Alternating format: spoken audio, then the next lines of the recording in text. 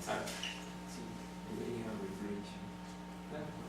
Entonces ahora te das cuenta, aquí sí hay que hacer la distinción de quién es X y quién es Y. Entonces en variables dependientes voy a dejar el volumen y como regresora el inverso de la presión. ¿Ya?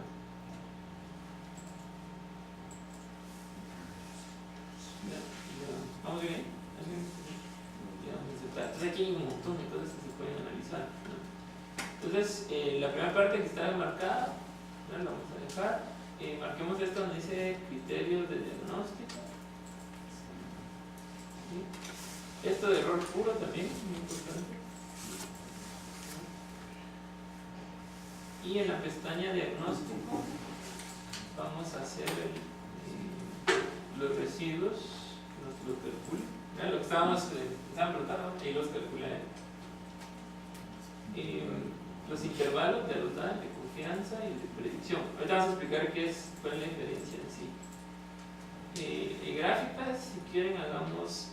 La lista es la que nos va a servir más, ¿no? Las bandas de confianza y bandas de predicción. ¿Sí? Estas, si quieren, todavía no están servir más. Vamos a ver después cuando estamos en. Este sirve para ver la normalidad de los residuos. Fíjense, todavía no. Eso lo vamos a ver más adelante. Creo que con eso estamos. Ya pueden ver más cosas, pero todavía no las podemos explicar. ¿Vamos bien ahí? No le aceptar. Y aquí están los resultados. Entonces vamos a ir interpretando todo esto. Entonces aquí está el R cuadrado, lo primero que vemos. Este R cuadrado ajustado no nos va a servir ahorita todavía. Ese sirve cuando tengamos más de una variable regresora. Error cuadrado medio de predicción se llama esto. Este es un parámetro, ¿sí?, que está asociado al residuo promedio. No es el residuo promedio, está asociado. Entonces, este debería ser mínimo, ¿sí? Entonces, cuando ustedes comparen varios modelos, si quieren vamos a hacer otra transformación para comparar. Uno de los criterios es que esto sea más pequeño. Entonces, el que tenga este más pequeño probablemente es mejor, ¿no? Sí, como criterio de comparación. Voy a ganar.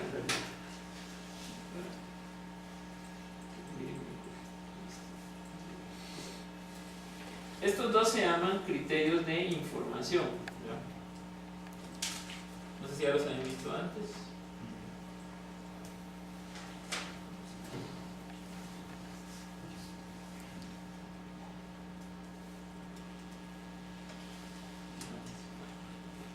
¿Sí?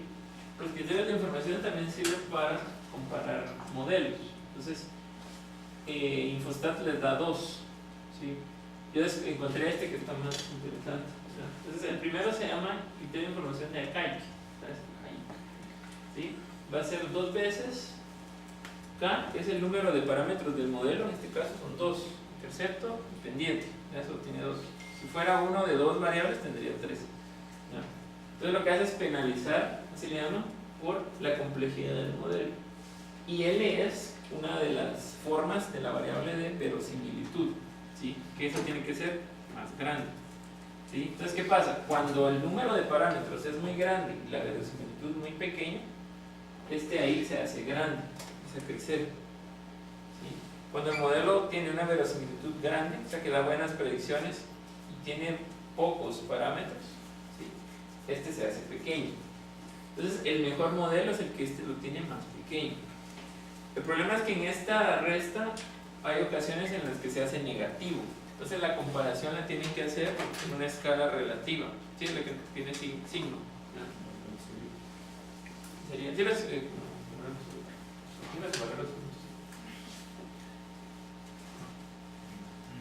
entonces el AIC, digamos, puede tener valores positivos y negativos. Ustedes tienen que buscar el que esté más abajo. Entonces, un modelo me da acá y otro aquí, va a ser el mejor, ¿sí? Porque quiere decir que tiene una verosimilitud muy grande y pocos parámetros, que es lo que buscamos, ¿no? Mejor predicción con el modelo más sencillo. Entonces un K pequeño nos dice que el modelo es muy sencillo, entonces es más versátil. Un K muy grande, el modelo es demasiado complejo, entonces produce buenas predicciones, pero funciona solo en algunos casos, ¿verdad? Pierde versatilidad. Sí, ese es el. Solo para ver si te entendí. Entonces, un buen modelo para nosotros sería el que tuviese ese criterio cercano a cero. No, porque puede ser negativo, cercano a menos infinito. Porque como a veces este logaritmo sobrepasa entonces este valor da negativo. Entonces el que esté más abajo en una escala que tome en cuenta los negativos es el mejor. Porque este valor puede salir muy grande y este muy pequeño, entonces da un valor negativo, ¿sí? Entonces la escala en la que lo tienen que comparar es absoluta, ¿no? Toma en cuenta los negativos, ¿sí? Veamos que este da 10 y este menos 25. Ese me gusta. Es mejor el menos 25. ¿Sí? Aquí está otro que es mejor, es el criterio de formación bayesiano o ISO. Este lo que tienes que tomar en cuenta es el número de datos, ¿verdad? Entonces, mientras más datos se den cuenta, ¿verdad?, va a dar más grande, ¿sí? Entonces, aquí pueden comparar modelos con diferentes números de datos. Eso es lo que puede pasar. Entonces, también, mientras más grande la verosimilitud, ¿sí?, más pequeño se hace. Mientras más parámetros tiene, más grande. Por cierto, esta es una corrección que hace el de Arcaica para parecerse a este. Incluye los números de datos. Lo hacen cuando hay muestras muy pequeñas, menores de 30. Usan esta corrección, ¿no?, para comparar. Pero este mejora la Arcaica, entonces este es mejor criterio, ¿sí? O sea que en este criterio estarías viendo, digamos, la bondad de ajuste del modelo, no solo en términos del modelo como tal, sino el tamaño de la muestra. Exacto. Eso es lo que tiene de mejor. Y encontré este que no lo da Infostat, se llama Hanaqui, que este no depende de la verosimilitud, sino del error cuadrado. Entonces ese es más fácil de calcular, pero no lo tiene Infostat, entonces eso habría que calcularlo nosotros. Tiene esta cosa, yo lo estuve buscando y todo, miren, este doble logaritmo, es interesante de dónde lo habrán sacado. Y supuestamente hay más de este tipo de criterios, ¿verdad?, según la cantidad de información que nos traduce el modelo, ¿sí? Entonces esto viene de la teoría de la información. Digamos, los datos tienen cierta cantidad de información, como que fuera un mensaje, y nos están mandando un mensaje. El modelo es el que transmite el mensaje. ¿Cuánta de la información de los datos está transmitiendo el mensaje? Es la calidad del modelo. Entonces imagínense a la línea recta como que fuera un transmisor de información, ¿sí? El error es lo que se pierde, ¿verdad?, diríamos en el camino. Entonces basada en la teoría de la información, de ahí vienen estos criterios, ¿sí? Entonces el que tenga mayor L es el modelo que transmite más información a nuestro mundo predictivo, digamos, ¿verdad? Es un enfoque de la información. Entonces la verosimilitud está en términos de eso. En los tres siempre vamos buscando lo que está sacando el ritmo. Ajá, el que esté más abajo. Sí, correcto. No voy a comentar esto porque está muriendo. Entonces, lo que cambia es la forma de calcular L. Infostat tiene un método bien raro que todavía no lo he deducido, pero el criterio es el mismo. Entonces, por ejemplo, vamos a ver.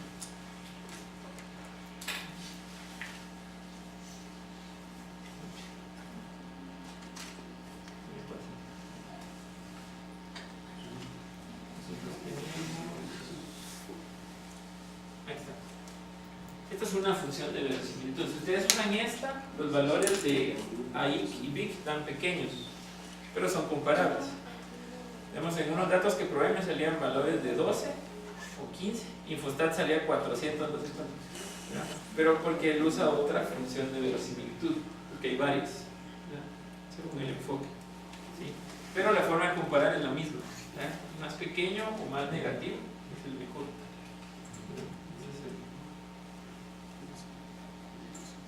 Entonces aquí están esos valores, ¿ya? ¿Se dan cuenta? Este infostat siempre dan números bien grandes, ¿sí?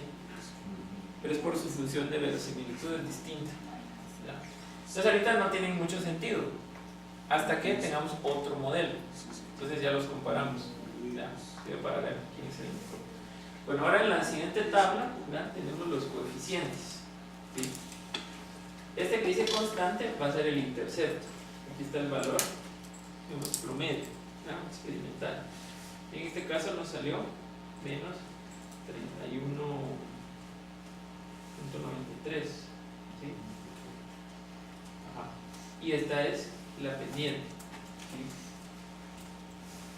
Entonces habría que probar si el valor ¿cómo se llama? La pendiente, ese dato que nos está dando ahí es como lo que hemos venido hablando desde el Del B1. Sí, tiene que ver. Este sería el B1 y este es el B0. ¿Sí? Este es el error de estimación, que si ustedes se lo suman y se lo restan a este, les da el intervalo de confianza, ¿sí? Que no coincide con este, porque este no es el intervalo de confianza, este es el intervalo de predicción, ¿sí? Es diferente, ¿ya? Es un poco más ancho, ¿sí? Pero entonces aquí hay una hipótesis que se va a cumplir y otra no. Entonces, ¿cuál era la temperatura que teníamos? Sería 290. el que sacamos por 92.85. ¿Saben qué? Tengo un problema. Se lo voy a decir. Que no encontré cuánto valía Ingo. Entonces ahorita voy a hacer un estimado aquí. Esto solo es por emergencia, pero no voy a hacer así.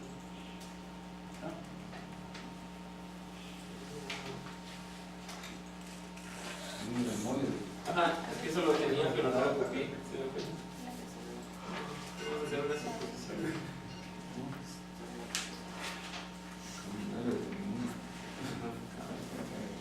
Eso es pecado, pero tenemos que son 19 moles. Sí, entonces vamos a hacer un estimado. Entonces el NR3 sería 19.61 por el 8.314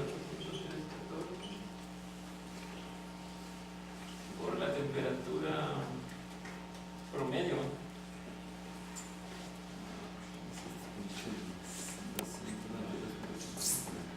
¿Calculamos eso? Escribe aquí que ahorita no. En lo particular no se preocupe, madre. Aquí no es uso de termodinámica. Entonces, ¿dónde están nuestros datos? Entonces, vean, salió 4.000.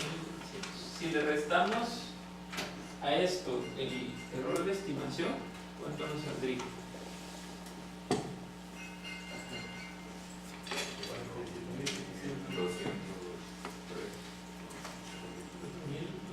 Es menor a este. Quiere decir que el valor hipotético de la pendiente está en el intervalo de confianza. ¿Sí? Solo, ¿cómo le restamos a este? Hagamos el intervalo para que no. Es el intervalo de confianza de beta 1.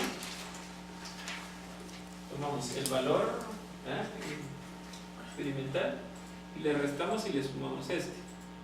¿Cuánto había dado el restar?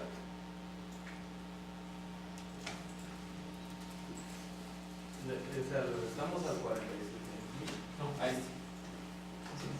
54.000, ¿verdad? Le restamos este.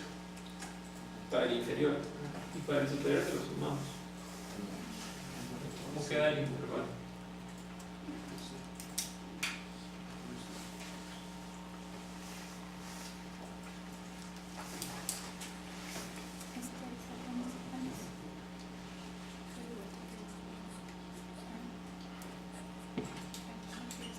El inferior queda 53.382.97.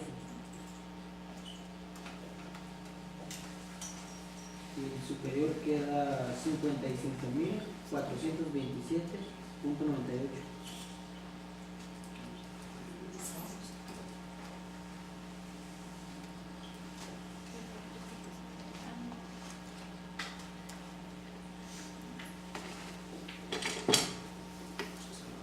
En este caso, se dan cuenta, no se cumple la hipótesis.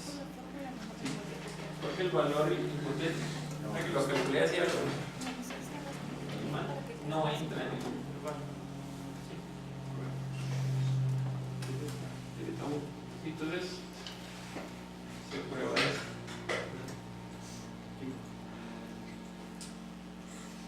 Pero es sobre beta 1 que está haciendo la hipótesis, ¿no? Ajá. Ah, perdón, beta 1. Y la otra era que en beta 0 tenía que ser 0.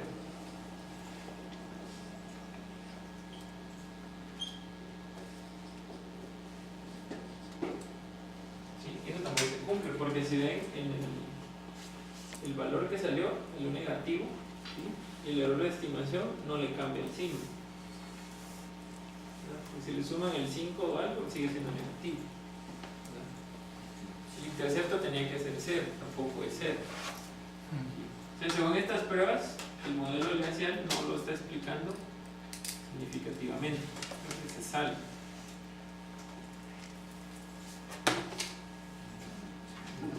La transformación que hizo sí es la correcta, ¿verdad? Porque nos dio una línea recta.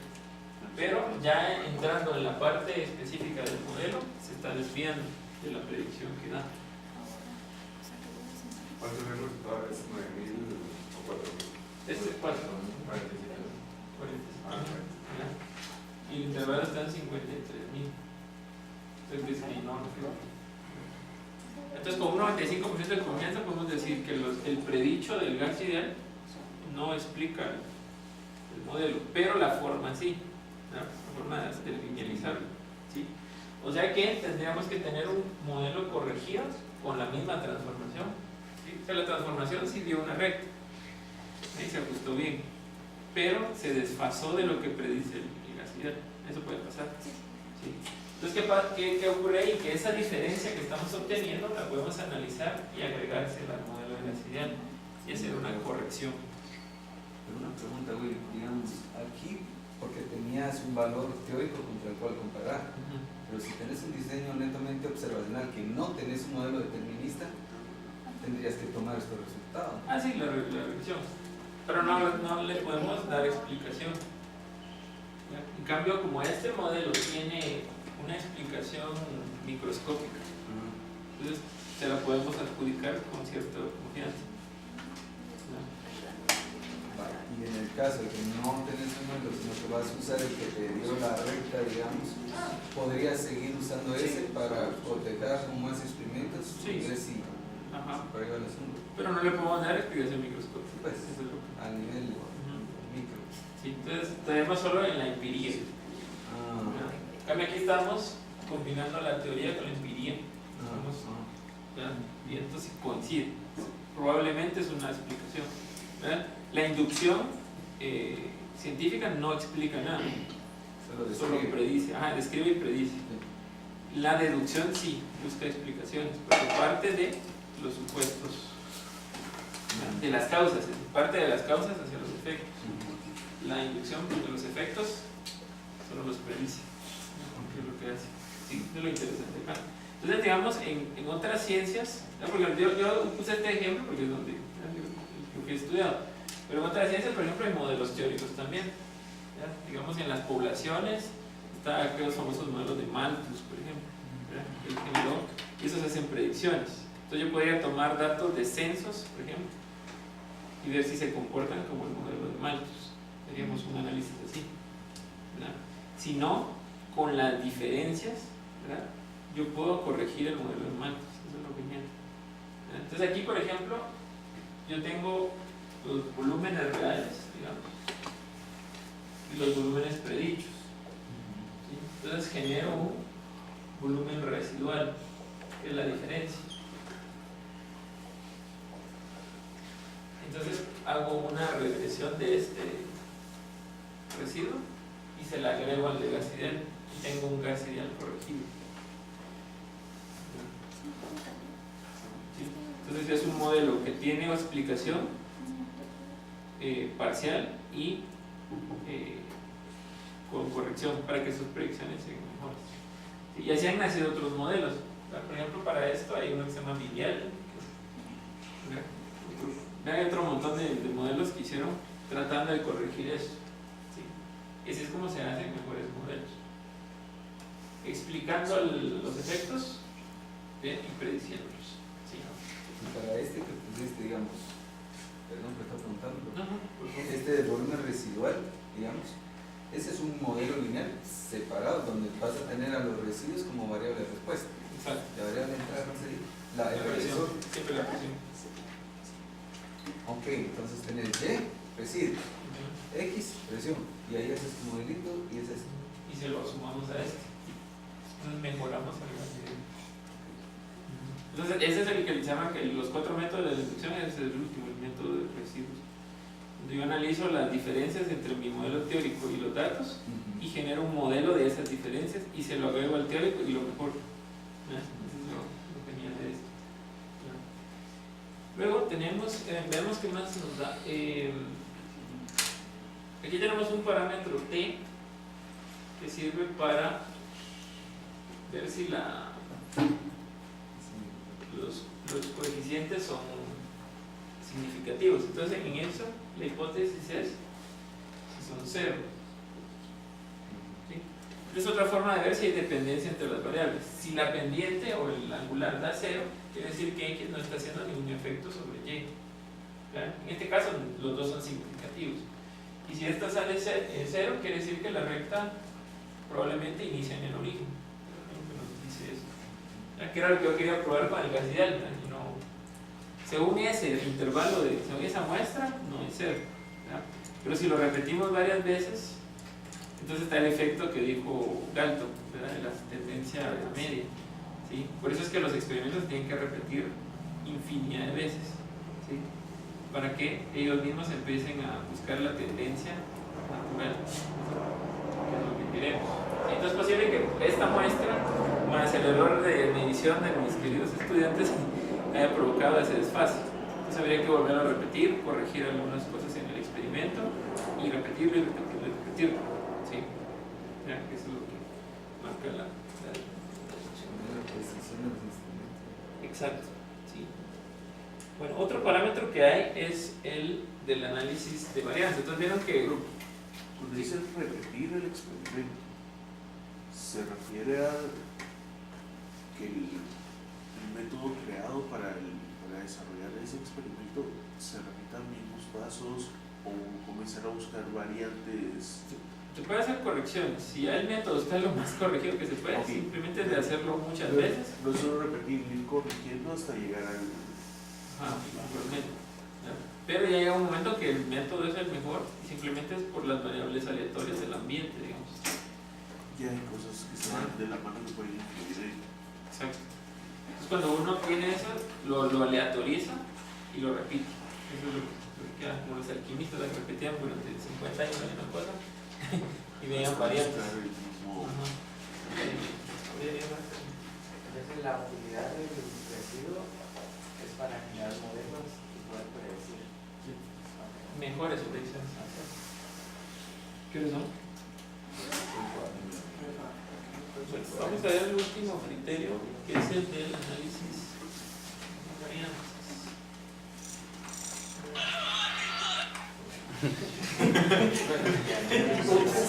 Comerciales.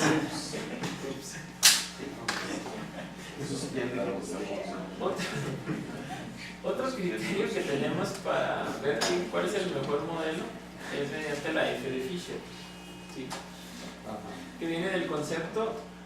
Esta es diferente a la que van a usar en el otro curso, no la van a confundir, porque esta es para un modelo lineal, ¿sí? No solo está evaluando efectos por separado. Entonces, el error total, digamos, la variación de Y, ¿sí? ¿Se acuerdan que estaba compuesta por la variación no explicada y la variación explicada? ¿Sí? Entonces, al sumar estos cuadrados, generamos estas sumas de cuadrados. La suma de cuadrados totales es la suma de cuadrados del error más la suma de cuadrados de la regresión, ¿verdad? Que es la variación que explica el modelo, ¿sí? Entonces, estos se tienen que promediar por sus vertebrados de libertad. Entonces, cuando tenemos un cuadrado medio, ¿sí? Tenemos un grado de libertad menos, porque esto depende solo de la media, ¿verdad? Entonces es n menos 1, ¿sí? En el caso del error que no explica la media, como este depende de beta 0 y beta 1, ellos le quitan 2 grados de libertad, ¿sí? Y el error de la regresión se queda con los grados de libertad que sobran. Entonces se supone que los grados de libertad del error y de la regresión tienen que sumar el total. Entonces, ¿cuántos quedan? 1. Por eso es que eso va a dividir dentro de 1, ¿sí? Para que esto es un balance de grados de libertad, ¿sí? Entonces, los grados de libertad son como la materia, no se crean ni se destruyen, solo se distribuyen, ¿verdad? Los grados de libertad no pueden agregar, ¿verdad? Entonces están balanceados, ¿sí?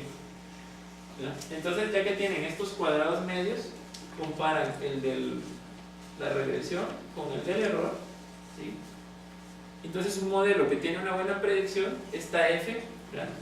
Este valor tiene que ser mucho más grande que este. O sea, la variación explicada tiene que ser significativamente más grande que la variación no explicada, ¿sí? Entonces, el f lo que compara son varianzas, ¿sí? La varianza por un factor sobre la varianza que el factor no explica. Y de esa manera, esta f, mientras más grande sea, el modelo nos da una mejor predicción. Entonces, esa f sirve también para comparar modelos, ¿sí? Y eso lo vemos ahí en el costado.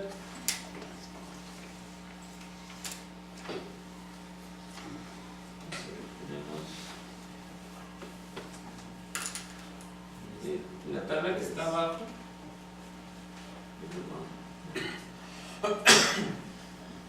¿Sí?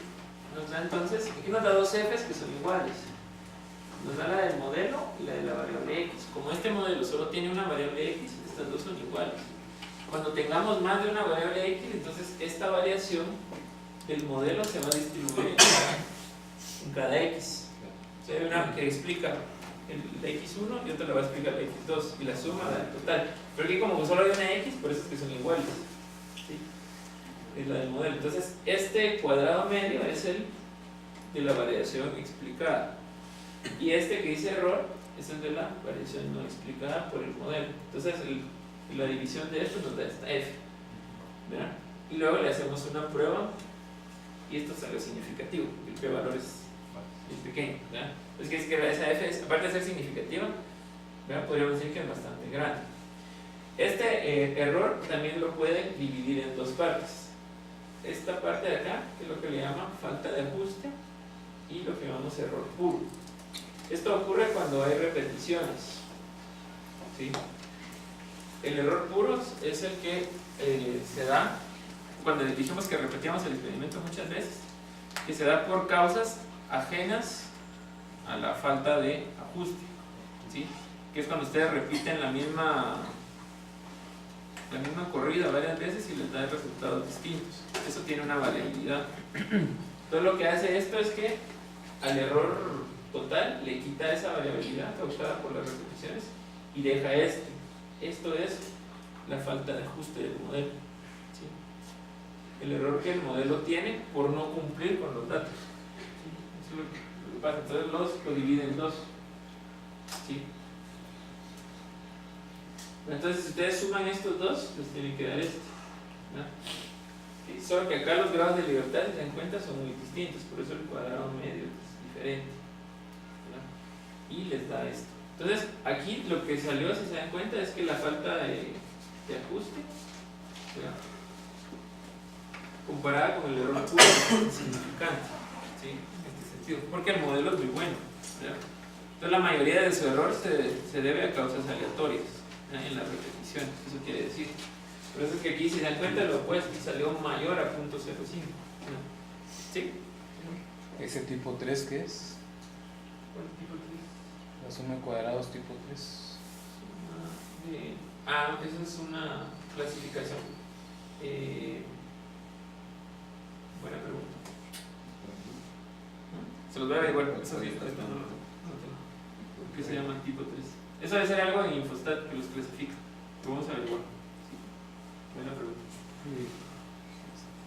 ¿Qué más? Y esta sería la variación total, ¿verdad? Entonces ustedes van a ver otro tipo de análisis de varianza en métodos paramétricos. Ángel quiere preguntar. Perdón. O sea que el valor de la falta de ajuste es bueno que no sea significativo, porque eso nos explica que realmente es buen modelo. O sea, si nos diera un P significativo, eso significa que no es bueno. Exacto.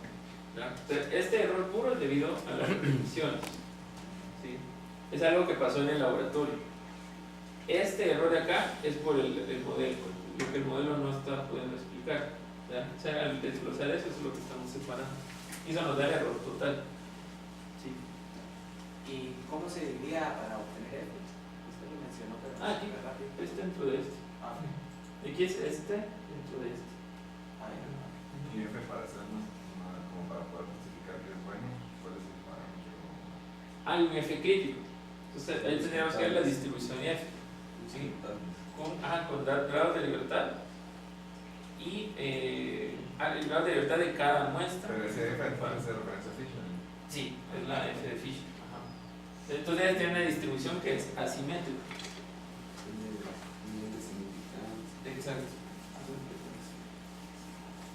Buena pregunta. Entonces la F se vuelve así, creo que es así, no sé si era al revés. Sí. ¿Sí? Esta sería la F. Entonces, la distribución da un valor de significancia en F crítico. Aquí está la hipótesis nula y aquí está la terna. ¿Sí? Entonces, en este caso, nosotros estamos evaluando si el efecto es significativo o no. Si esa F. Entonces, cuando tenemos una F muy pequeña, ¿sí? Quiere decir que el efecto es insignificante. ¿Ya? Entonces, si esta área de acá es alfa, sería la significancia. Entonces, si un valor me queda aquí arriba, nos va a dar un área más pequeña. Este es el P valor. ¿Sí? Entonces, al momento de tener este dato afuera, ¿sí? El P valor es más pequeño que alfa. ¿Qué es lo que pasó ahí? ¿Ya? Entonces, la F es significativamente mayor a esto. Entonces, la hipótesis aquí sería que en este caso lo podemos describir en palabras, ¿no? Y no es función de X. Después lo vamos a ver más detenidamente. Y la alterna es que Y es función de X. En este caso. Sí, eso es cuando P es menor a 0.001, pero ahorita y nos dio un P 0.3362. Quiere decir que el F está acá, adentro de esta área. Entonces, si esto era 0.05, por eso salió más grande. ¿Y el FC cuál sería? O sea, Crítico. Hace que algo con la distribución. ¿Verdad? Este depende de los grados, o sea, el alfa y los grados de libertad de cada muestra. Porque esta F es una comparación de varianzas. ¿Se acuerdan que el que simula la varianza aquí es la chi cuadrada? Realmente es una división de chi cuadrada. ¿Sí? Eso lo van a ver en el métodos paramétricos. Sí, pero en este momento nosotros, cuando deja de ser un menor, es que pasamos A la insignificancia. Entonces aquí el error comparado con el error puro es insignificante. O sea, la falta de ajuste comparado con el error aleatorio es insignificante, es lo que nos está diciendo. O sea, el error de ajuste no es importante. Ajá, exacto. El que está causando más error aquí es lo aleatorio al repetir el experimento. Y eso es bueno, porque esas causas son incontrolables. ¿Sí? Bueno, y esos son los criterios. ¿Alguna pregunta? Digamos, yo estoy viendo la misma tabla, digamos, tiene los mismos parámetros, pero mis números no son iguales. Digamos, el 135.010 lo tengo igual. El total de 137.300 lo tengo igual. El error como tal está igual, pero la bondad de ajuste y el error puro no me dan los mismos números. Digamos, donde tenés 489, yo tengo menos 67.008. Si tenés error puro en 1800, yo tengo 69.290. Buscaste la casilla de error puro. Sí, porque me lo está dando, pero Entonces, y el valor F, el valor T, todo eso está igual. el problema podría ser aquí. ¿Esta casilla? Sí, se marcó. Sí. Y ahí en diagnóstico, marcaste la pestaña de diagnóstico. Ajá. Ahí, Estas bandas. sí. Sí. Y eso todo. Es. ¿Qué programa es? Lo volví a hacer.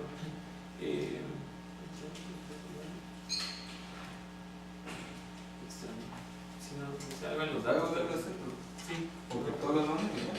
¿Alguien más tuvo ese problema? Todos obtuvieron lo mismo que estaba. Sí. Voy a intentar. Sí, puede ser algo a la hora de copiarlos. Tal vez faltó algunas filas o algo así. Tal vez es un error mío, ¿sí? Puede pasar. Un error no explicado. Errores humanos y de herreros, depende de cómo lo expliquen. Bueno, entonces, ¿alguna pregunta con esto? Bueno, ahora vamos a pasar a la hoja de trabajo. Estoy si no tenía que explicar.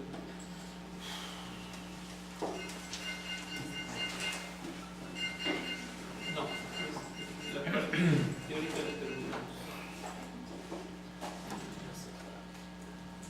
Por ejemplo, solo les voy a enseñar esto. Esta es la prueba de hipótesis para el ANOVA que van a ver en métodos experimentales. Esto es por efectos. Entonces aquí está la distribución F. Entonces aquí en el caso de la hipótesis, lo que hace es que evalúa todas las medias de los niveles. Y si todas son iguales, quiere decir que el factor no le está haciendo nada. Entonces la F va a quedar de este lado.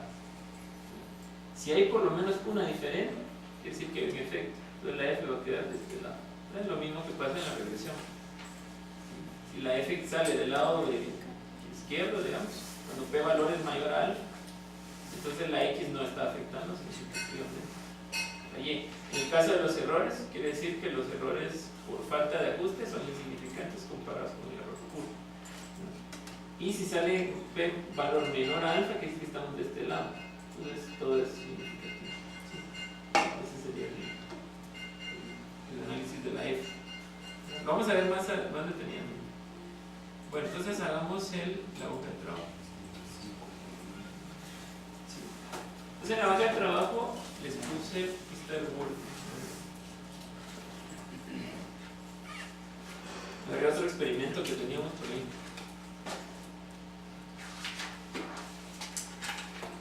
Aquí está. Entonces les di estos datos. Ahora estos datos son de un enfriamiento de agua caliente. ¿Sí? Se suponía que no les iba a dar ningún dato con tiempo, pero porque tienen un curso de series de tiempo. Pero no lo vamos a ver con ese enfoque. ¿Sí? Me di cuenta ya que se había mandado la dije, llevaban tiempo. Entonces ahora esto. Entonces vamos a tomar el tiempo como cualquier X. No nos vamos a enfocar en el punto de vista de tiempo. Entonces lo que tienen ahí es un recipiente con agua, ¿sí? Que lo tienen a cierta temperatura, que es esto, y lo dejan enfriar, ¿ya? Y miden la temperatura acá y la temperatura en el ambiente, ¿sí? Y quieren ver si eso se comporta según dos modelos, ¿sí? Uno es el que se llama de Newton, ¿sí? Y el otro le puse orden 2, no sé si tiene el nombre. Entonces queremos ver si esta este modelo determinista nos explica lo que pasa con esos datos. Entonces aquí se supone que se está enfriando esto, cuando está tirando calor al ambiente. Queremos ver por cuál cumple. Entonces vamos a hacer una transformación por anamorfosis por cada una y las vamos a comparar. Y la que el análisis estadístico nos dé mejor es el modelo más probable, ¿verdad? Entonces eso requiere un proceso de deducción que yo les voy a hacer aquí. No se preocupen. Sí. Entonces es bien fácil, es una ecuación diferencial. Sí, pues eso. Sí. Esto es lo hermoso de esto. Sí, entonces lo que yo quiero es construir una función de la temperatura con respecto del tiempo y hacer una dimensión. Entonces lo que hago es separar la ecuación e integrar desde el inicio hasta cualquier tiempo, de la temperatura que tiene cuando empieza el experimento hasta cualquier temperatura. Entonces eso lo que nos da es esta forma: logaritmo natural de t menos ta es igual a menos k por el tiempo más el logaritmo natural de t0 menos t. Y ahí está nuestra respuesta. Entonces la transformación que hay que hacer a los datos es encontrar la diferencia de temperaturas, aplicarle el logaritmo. Esa sería la y. ¿Sí? Y la x es el tiempo. Y hacemos la regresión, la analizamos. El otro tiene un cuadrado, entonces ahí se lo cambia.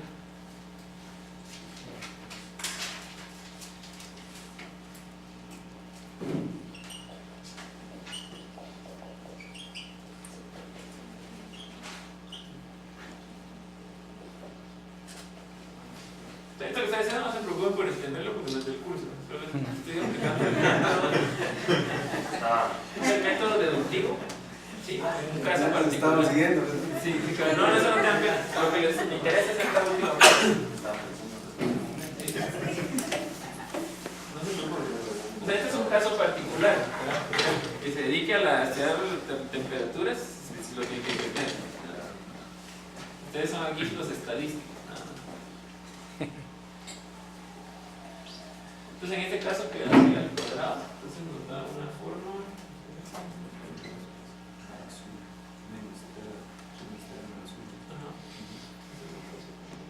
pero no voy a complicar. Queda menos, queda así. Esto le puedo cambiar el signo a todo y eso. ¿Sí? Así que me lo revisen. No vamos a ver. Pero el tiempo no lo integraste. Ahí está. Ahora sí. Falta ortografía. Ahora sí. Perdón, pero es que me emocioné. ¿Estamos de acuerdo? Sí. Entonces aquí la y va a ser esta y la x siempre va a ser el tiempo. Entonces la única variable que vamos a transformar es la y. ¿Ya? Exacto. Esto es lo que a ustedes les va a interesar aquí. ¿Sí? Esto sería 1. Entonces eso es lo que le tienen que hacer a los datos. ¿Sí? Entonces la deducción nos dice cuál es la transformación que nosotros vamos a hacer. Entonces cuando ustedes tengan una investigación y busquen el estado del arte, busquen también modelos teóricos, porque eso nos va a guiar a qué transformaciones le podemos hacer a los datos. Porque si no, no está probando así, ¿verdad? Logarítmica, vamos a ver si funciona. No. Inversa, vamos a ver si La deducción, chorro mil transformaciones. Ajá. Entonces la deducción teórica nos guía cuáles son las más probables. ¿Sí? Entonces esto es lo que tenemos que hacer. Entonces, démosle a los datos.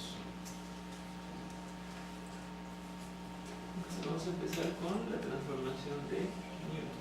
Ahora, antes de eso voy a calcular la diferencia de temperaturas. O sea, te dan cuenta, los dos usan eso. Me va a servir. Sería entonces esto menos eso. Sí, y se lo calcula a todos.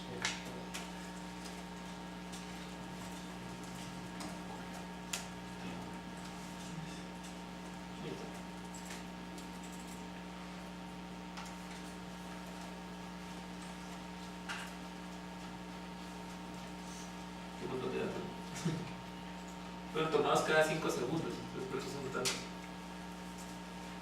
Ahí está. Entonces vamos a hacer primero el de Newton. Ya, Newton estaba en todo. Entonces, su Y, ¿cómo la tengo que transformar? Newton, tienes que poner logaritmo. Lo voy a llamar natural de. Entonces la X va a seguir siendo el tiempo, ahora ya la voy por aquí. Y la Y sería el logaritmo natural de eso.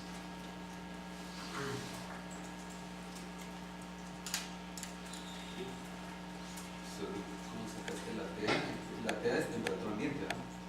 Sí. ¿Y cuánto pusiste? 2,95 Ah, Sí, entonces, ok. entonces los alumnos estuvieron midiendo la temperatura adentro y tenían un termómetro en el ambiente. Están midiendo las dos al mismo tiempo. Eso es A7. Newton.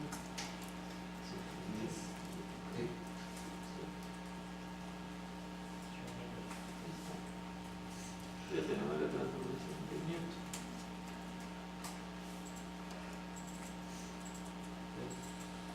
Control Shift flecha hacia arriba. Sí. Ah, Y ya. sí, gracias. Ah. Ponete una casilla, es Control Shift. Ok. De transportación en Excel. Gracias. Entonces, según Newton, esta es la X. Y hacemos el análisis como revisión lineal. Y Ahora. solo copiaste tiempo como tal, ¿no? Sí, esa no le transformo. Claro. Y la de orden 2, que sería el tratamiento ayer, es un inverso. Eso se llama orden 2. Sí, y no sé si hay un científico detrás de eso, no encontré. Entonces ya le puse orden 2. El orden es el exponente. Podrían poner uno de 3 y sale otra cosa. Así se estudian los modelos cinéticos. Como les digo, esto no importa.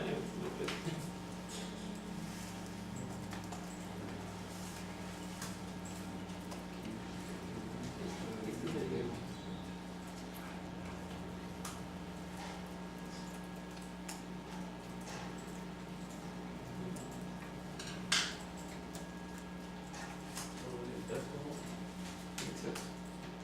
Entonces ahí tenemos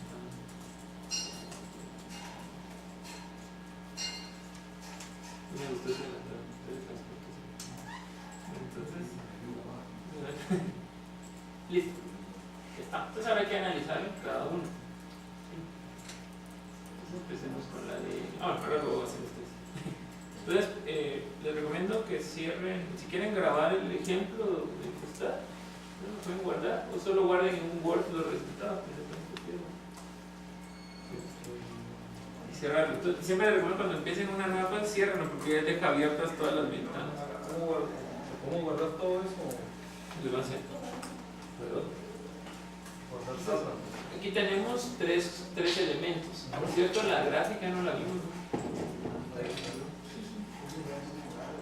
Pero les va a enseñar la gráfica. Esta es la gráfica de nuestro ejemplo. Entonces, les presentan la línea que está en medio, sería la recta óptima. Las primeras bandas son las de confianza. ¿Sí? Con las bandas de confianza ustedes pueden hacer interpolaciones, sacar datos que estén entre el rango. ¿Sí? Las de predicción sirven para sacar datos afuera, porque tienen más incertidumbre. Si ustedes quieren hacer una predicción afuera del rango, usan las barras de predicción. ¿Sí? Y si quieren un dato que esté adentro, como una interpolación, pueden usar las de confianza. ¿Sí? ¿Ya? Las externas son predicción. Ajá, las más grandes. Las interpolaciones y la. Y las predicciones usan las más grandes. Digamos, si yo quiero trabajar con el inverso de la presión en el punto 0,006, trazo una vertical y en donde cruzo las dos de predicción y no voy hacia el eje vertical, ¿no? Para ver el volumen esperado. Exacto. Listo. Si yo quisiera para punto 00, para punto 0.10, por ejemplo, que está fuera del rango, Solo proyectas el solo sobre. pone esto, ¿no? Aquí no se ve, pero estas barras no son rectas. No sé si le ven ahí. Exacto. Y se constriñen cerca de la media, ¿no? Exacto.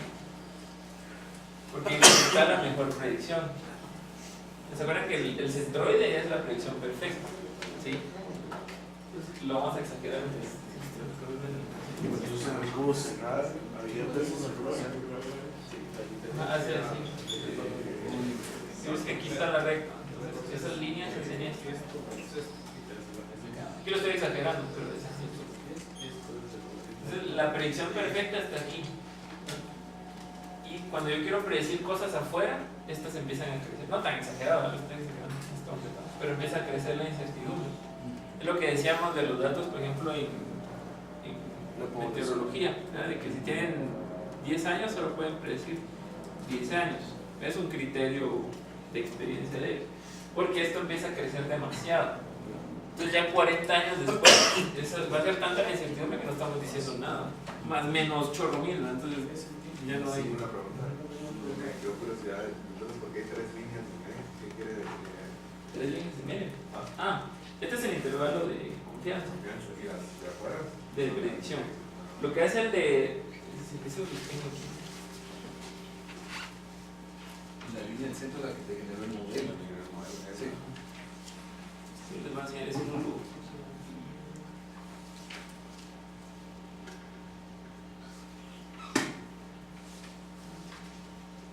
El modelo es el que le da todo la semana. Porque Sí, a partir del modelo se generó ¿Se dan cuenta? El error de estimación y las otras de predicción. depende del dato que uno está prediciendo. Este X0 es el dato que yo quiero quisiera estimar, porque es el error de estimación. Entonces, por eso es que mientras más cerca está de la media, el error de estimación se hace más chiquito. ¿Qué es esto? ¿Acá? El error de predicción lo único que hace es que le agrega un error más, ¿no? Como factor de seguridad, ¿sí? Una varianza de los errores. Por eso es que es más ancho. Entonces, este factor es un factor de seguridad de incertidumbre. Entonces, por eso este sirve para datos fuera del rango y este para datos dentro del rango. Bueno, pues como salía el repito solo para ver dónde salió en el Excel las... ¿Cuál? ¿La hoja de trabajo? La hoja, ya lo tengo. El TAT es el... Este es un logaritmo Ok. y este es un inverso.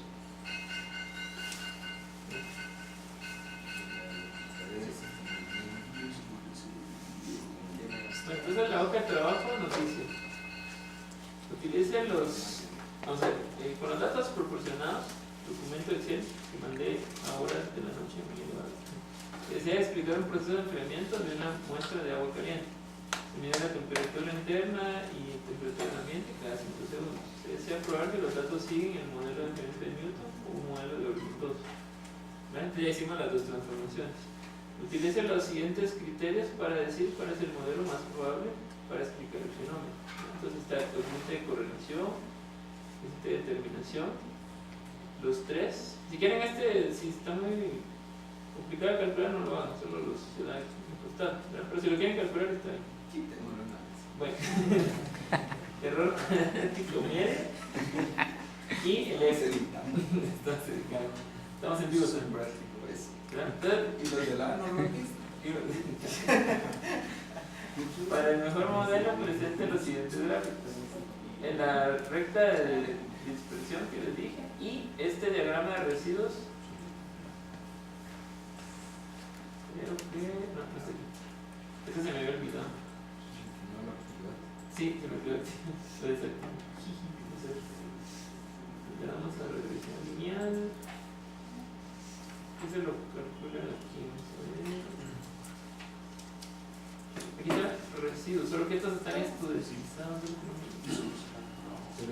Lo que pueden hacer es generar los residuos y los predichos en la columna y graficar. Aquí lo tienen. Ya lo tiene. Dentro de los estudentizados te permiten verse algunos ahí. Porque lo que hace es que los divide dentro de la varianza. Correcto. ¿Sí? Y los vuelves Estandarizados. Estandarizados. Entonces son mejores para hacer comparaciones. Si se salen más ustedes de estándar, Exacto. Entonces, aquí le pongo Esa gráfica, eso es lo que graficamos, lo de los residuos. no, por eso la voy a hacer. Entonces, hacen otra gráfica de dispersión, pero en lugar de YX vamos a buscar el residuo y el predicho. Y nos da esto. Entonces, ahí no debería de haber patrones. Porque si hay algún patrón, tenemos un error sistemático. ¿Sí? Eso es algo que pasó en el experimento. ¿No? Entonces, esto tiene que ser lo más aleatorio posible. Eso lo vamos a hacer después, la aleatoriedad. Pero solo quiero que lo hagan. Si quieren, no lo interpreten. Entonces, eso es lo que tienen que hacer con eso. Y el inciso 2 es una parte creativa. ¿Sí? Dice, investigue dos modelos teóricos de cualquier disciplina y explique qué transformación por anamorfos puede realizar para probarlos mediante una regresión lineal. Entonces, ustedes tienen experiencia en muchos campos. ¿Sí? Entonces, búsquense dos modelos de alguna cosa, ¿verdad? Lo que sea, ¿sí? Que sean teóricos. ¿Y qué transformación habría que hacerle a unos datos para hacer esto? ¿Sí? Es un poco de investigación. ¿No? Solo el modelo de Johnson para, no sé, agua en tuberías, ¿no? Y esta es la ecuación, y se transforma así. ¿No? Entonces, dos, ¿no? Que pueden ser de poblaciones, pueden ser de muertes de peces, no sé, cualquier que sea teórico, ¿sí? ¿No? Puede ser de energía solar, no sé, lo que ustedes quieran, que les guste, que les llame la atención, ver si hay algún modelo teórico. Eso es muy útil en sus campos de estudio. Pues en el Excel, solo quiero ver.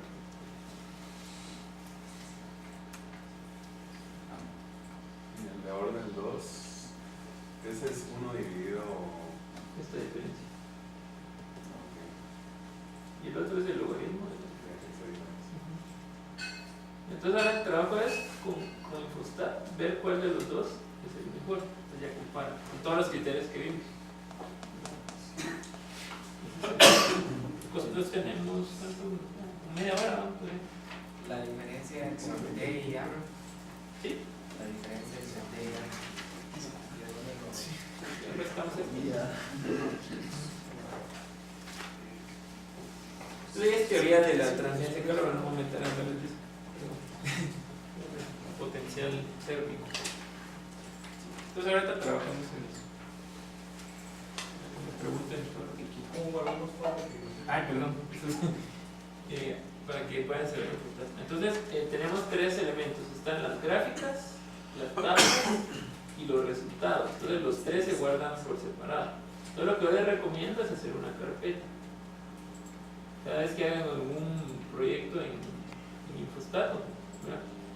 Por ejemplo, Minitab lo junta todo en un solo archivo, eso es genial, pero Infostat tiene este efecto. Entonces, Minitab no tiene ese bit y esas cosas. no. Entonces, aquí está. Cuando le dan grabar, les abre esto. Entonces, yo voy a crear una carpeta que se llama el proyecto y ahí voy a meter todo. Entonces, tenemos a la tabla y le voy a poner datos. Es chistoso que el formato es, está como guardando tabla. por tabla? Ajá. Ya guardé la tabla. Ahora voy a guardar las gráficas. Entonces las gráficas tienen su botón guardar. Entonces, el formato de las gráficas es IGB. Te lo voy a poner gráficas. Muy creativo, sin duda. Y luego los resultados, que es esta ventana, que tiene varias pestañas, también lo voy a grabar. Y le voy a poner resultados. Puede poner el nombre que ustedes quieran. Bien creativo. Sí, claro. Entonces cuando ya tienen todo ahora ya pueden cerrar. Entonces cuando vayan a cerrar nuevo, siempre cierran, bueno, porque no les deja cerrar nada, todo lo minimiza. Yo no sé por qué hicieron eso. Entonces la nueva versión ya lo mejoró. Entonces lo vuelven a